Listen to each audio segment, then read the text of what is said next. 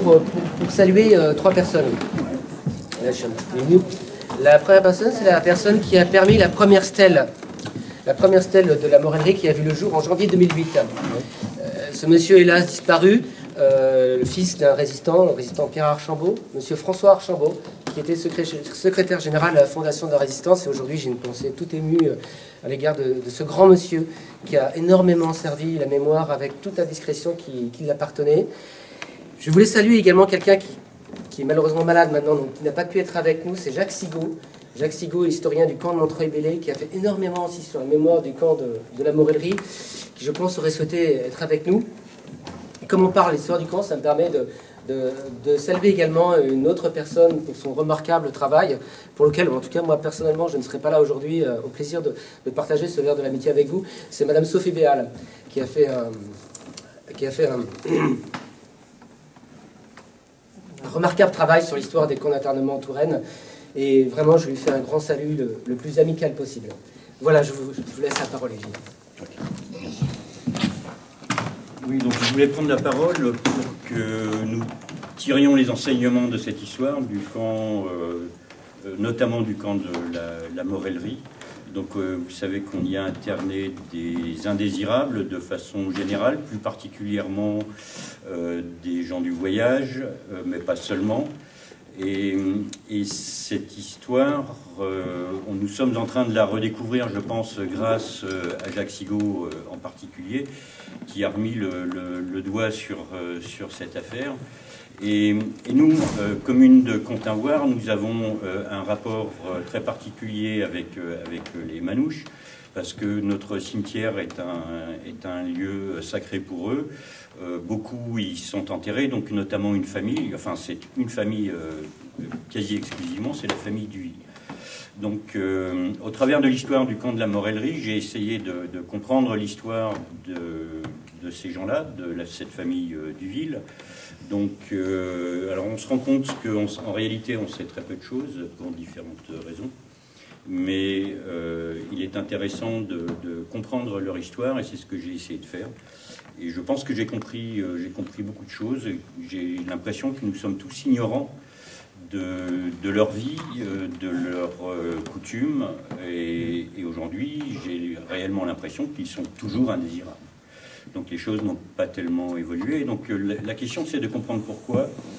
Et pourquoi il y a autant de problèmes avec les Manouches. Donc je parle pour ma commune, Compt-en-Voire, ce sont des Manouches.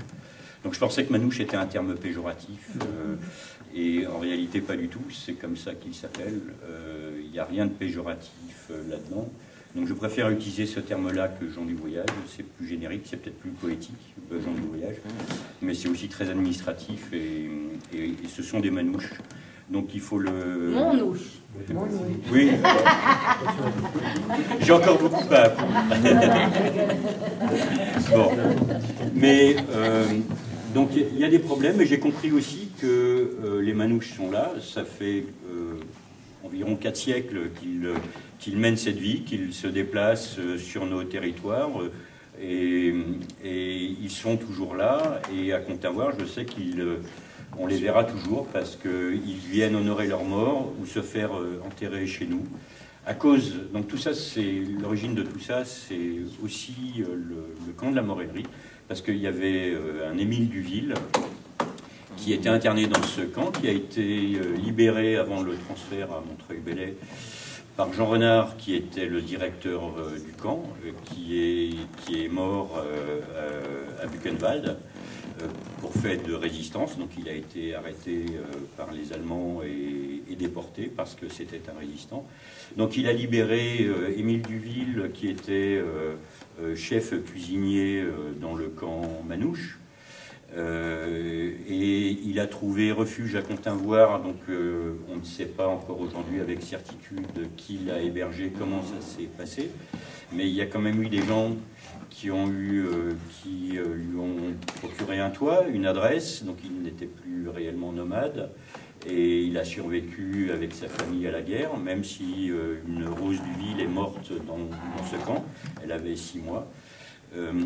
Donc on sait très peu de choses et je pense qu'il ne faut pas oublier, il faut comprendre, il faut les comprendre parce qu'ils ont un mode de vie différent du nôtre. Donc nous sommes des sédentaires, ils sont nomades et c'est très bien comme ça fait 4 siècles que ça dure pour eux, pour les manouches.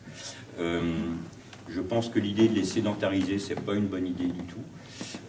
Par contre, quand ils viennent, ils sont mal accueillis, il y a des problèmes, donc ce sont des problèmes dont on entend parler dans toutes les communes alentours. Et la question est de savoir pourquoi est-ce qu'il y a des problèmes et quels sont ces problèmes. Et donc j'ai été les voir et essayer de discuter un peu avec eux.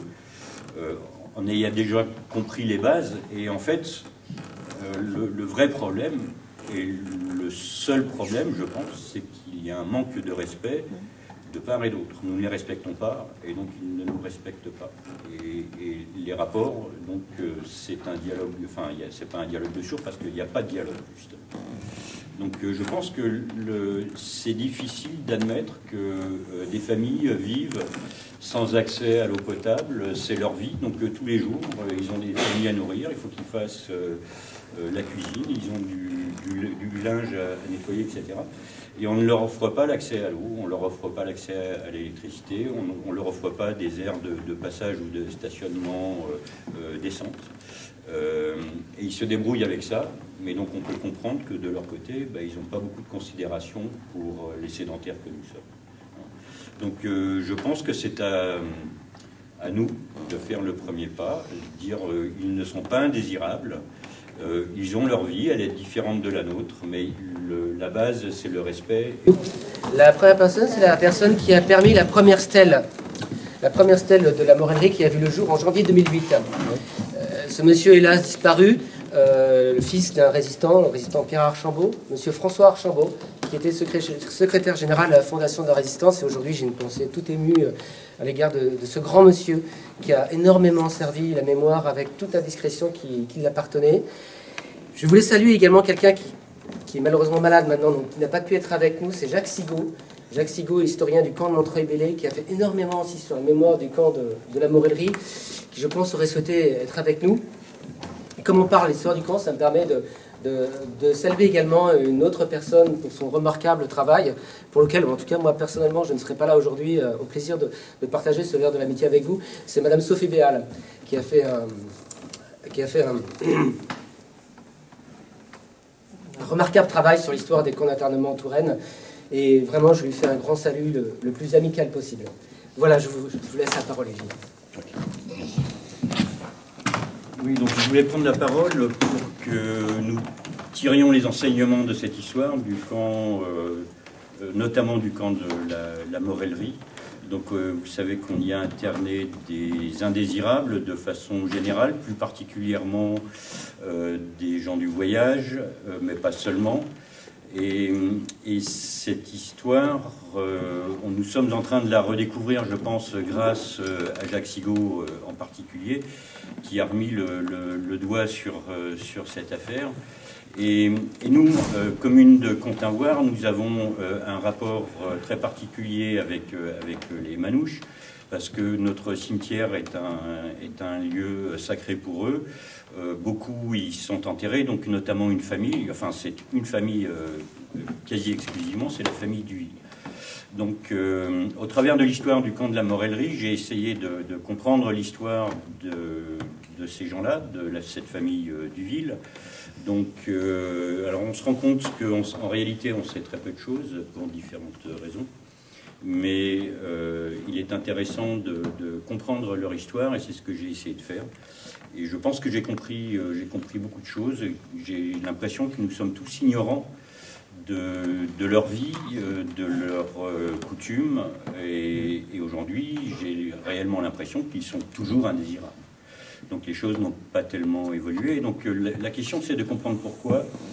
Et pourquoi il y a autant de problèmes avec les Manouches. Donc je parle pour ma commune, Compt-un-Voire, ce sont des Manouches. Donc je pensais que Manouche était un terme péjoratif.